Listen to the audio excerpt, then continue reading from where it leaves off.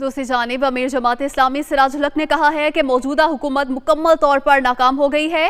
عدم اعتماد جمہوریت کا ایک آئینی طریقہ کار ہے، افراد کی تبدیلی بھی مسئلے کا حل نہیں۔ شہباز شریف کو تجویز دی ہے کہ عوام کی طرف رجوع کیا جائے۔ موجودہ نظام اور حکومت بری طرح ناکام ہو گئی ہے اور معیشت بالکل بیٹھ گئی ہے۔ کھانے کے ہر نوالے پر ٹیکسز لگائے گئے ہیں،